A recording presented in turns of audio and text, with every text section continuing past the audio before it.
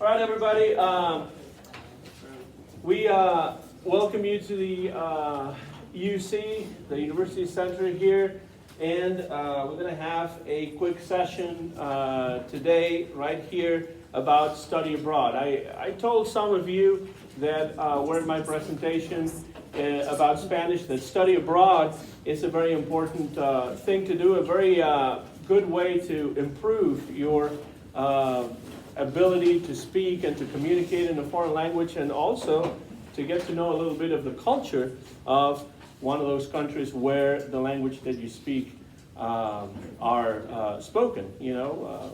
And I know that at your school there's French, there's German, and there's also Spanish spoken. So we have some students here who have had the opportunity to study abroad. It's something that we try to push as much as we can in the language department. We encourage all minors to study abroad, but we also actually require in Spanish of the majors to study abroad, and your teacher of Spanish, Miss Allen, actually did get a chance to go on one of those trips. So if you have any questions after the fact, I'm sure she'll be able to answer questions for you. And here we have Lucas Berry, who is one of my students right now. He's actually taking a class with me. He's about to graduate as one of our Spanish majors, and he had a chance to participate in a study abroad opportunity that presented itself in the country of Panama, Okay, so without further ado, here he is, Lucas. Give him a big round of applause. He's going to tell you about his experience. Gracias, Lucas. So last summer I got the opportunity to spend the whole month of July in Panama. It was all paid for by the school. Didn't really have to spend much, but as far as the trip was super useful as far as speaking. The culture was super cool because Panama and the United States are pretty similar. It's pretty much like if you just took the United States and everybody started speaking Spanish. But yeah, the food was super good. The culture, I got to do a lot of stuff while I was there. One weekend I went up into the rainforest and met one of the indigenous tribes. And then there's tons of museums which I'm super interested in. And I don't know if anybody's interested in like military history, but military history is huge in Panama as far as the canal goes and everything. And there was a lot of different aspects which I learned about. Like one thing I wasn't super interested in, but once I got there it was pretty cool, was all the business that goes on with the canal, which it's one of the largest ports in the world actually, and a lot of ships use it to move freely through the ocean. But yeah, it was an awesome experience. I would do it 100 times again. I suggest it to anybody that, even if you're not a Spanish major, but you might be interested in the language, because I know for me it sparked a lot of different interest in other things besides just language. But does anybody have any questions about Panama or the study abroad program in general? No? Where did you live? What was that? Where did you live? So while I was there, I lived with a host family, which was super cool. I actually lived, I think it was this building right here. But yeah, it was an apartment with a mother and their son. And the first week was kind of odd a little bit, but once you kind of figured out their routine and everything, it was pretty cool to kind of see how, because I would say the family structure as far as like Central America and North America is a little bit different. So it was cool to see how like the family works. Like I know here I don't really sit down for dinner much, and like there every single night it's always at the dinner table. When our students go to Spain, for example, and they actually do a study abroad there, which lasts an entire month, they have the choice of either staying with the family or staying at the dorms of the university. And I always encourage the students to stay with the family because they'll have a lot more opportunities, not only of speaking the language, and practicing, but also of seeing the differences in daily life and customs, and as Lucas said, how they eat, what they do, what the daily routine is like. Did you enjoy that part of it, Lucas? Yeah, it was, the food was super good, if you get lucky and get someone that can cook, but, yeah, the food, I mean, I've had Hispanic food before, but being there and kind of like in the moment, it was super cool to try a bunch of different cuisines. Lucas, do you think your language skills Uh, came back much better? Yeah, for sure. Like conversation-wise? Yeah, conversation, because I mean, you're forced to speak Spanish, so it's either you kind of sink or swim. And I actually, you guys are Henry County High School, right?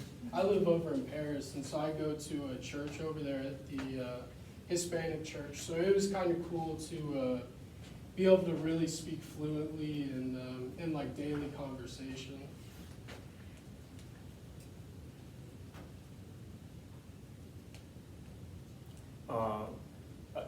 What differences did you find, between the culture in Panama and here in the United States that kind of, you found interesting or that you would like to talk about, if anything? The big thing is, especially being from here, so I'm from Tampa Bay, but I moved up here a few years ago. You're in the city, like Panama City's huge, and it's kind of like being in like New York City or like a big city like that. It's very busy.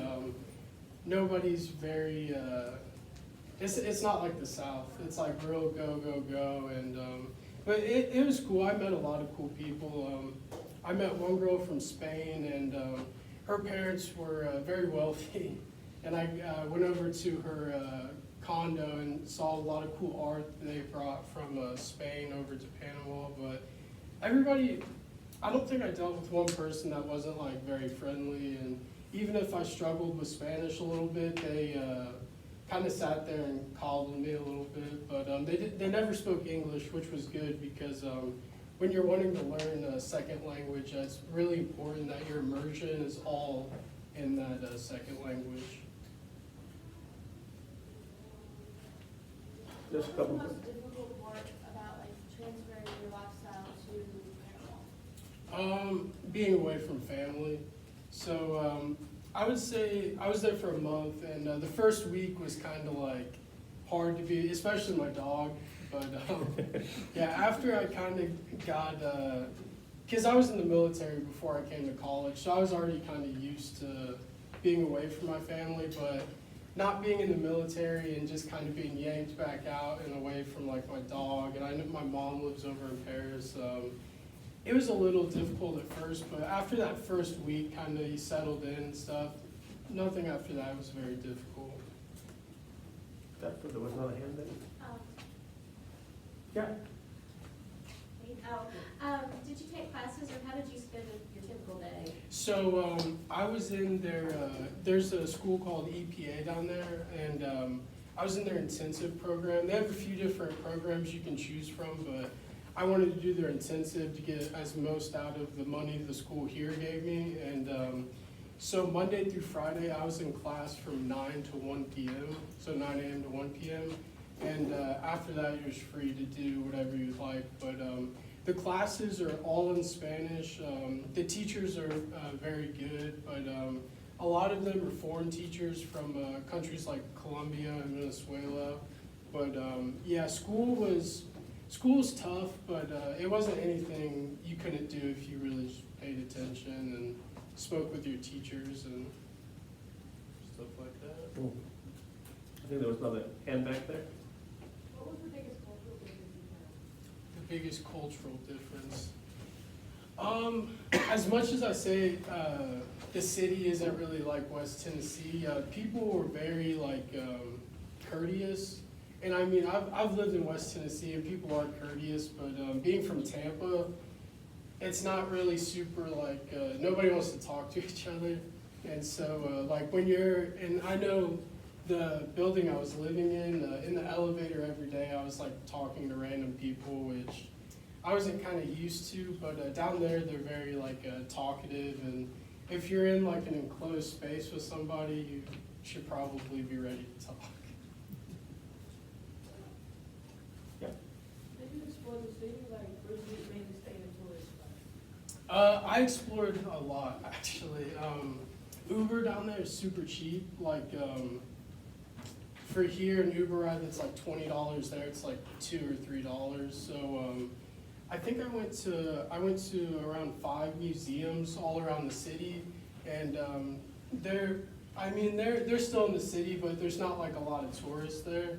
And so they have like a religious art museum, then they have a kind of like a liberty, like freedom museum that shows a lot about human trafficking and stuff. I thought that was super interesting, but and it, like personally, I'm the one that booked that tour into the rainforest, so that was, I think it was only like $50, but so I spent the whole day out in the rainforest with that indigenous tribe, and I was able to eat with them, and they had like their dances that they do, and then they have stuff they make out of like clay and stuff that you're able to buy if you wanted to, but yeah, it's really easy to get out of like all the super tourist area, which Panama, there's only a couple places that there's a lot of tourists, but there's a ton to explore. Like, I could stay there for 5 years and not do everything that they have to offer in the city.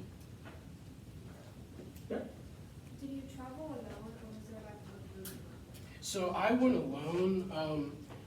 I think usually with study abroad, they try to see if they can get more than one person to go, but I'm 25, so it's like I can kind of regulate myself. So they just kind of sent me, but if you do like go alone on study abroad, I know I had one contact here that I could always get in contact with, and then someone from the school down there was always like able to text if I had any questions or anything. So it wasn't a super terrifying experience just going alone, but I know a lot of times don't they have multiple people go? Yeah, typically you don't do the the study abroad alone. Neither in that program nor the program in Spain. Usually there are several other students. I think this year there's going to be 6 or 7 that we're sending to the city of Toledo in Spain. And that's the reason why we normally try to encourage the students to stay with host families instead of at the dorm, because if you stay at the dorm, then you're going to just be around your friends and speak English all the time, whereas if you actually stay with families, you have more of an opportunity to practice your Spanish. But yeah, Lucas's case was a little bit different because he went alone, but most typically you go with a group of 5, 6, 7, about as many students as we can send that are interested or that need to actually go on the trip to graduate. So yeah. And I do, he mentioned before, Lucas, that the classes were in Spanish, and I know that probably sounds daunting to, some of the students. Now I have to be in a place where all the classes are in Spanish. How difficult was that for you? How did you deal with that, Lucas? It wasn't super difficult for me. My mom's a Spanish teacher, so I've heard it my whole life, but one thing that was hard to adjust to was all the different accents. So I know one teacher from Venezuela had a very different accent from a teacher that was from Colombia, even though they're relatively close geographically. But I would say the first week is that once you can get past that first week, like of hearing a different language, you'll be pretty safe once you get past that. And the classes are super cool because there's people from all over the world in them too. I know one of my classes, it was a girl from Finland. I know a dude from Switzerland was in there, and then one girl was from Louisiana here, but I think one girl it was either Japan or Korea was there as well. So you kind of get other cultures mixed into the culture you're learning about as well, which was pretty cool. Well, thank you very much, Lucas, for being here and sharing your experience. Let's give a big round of applause. Thank you so much.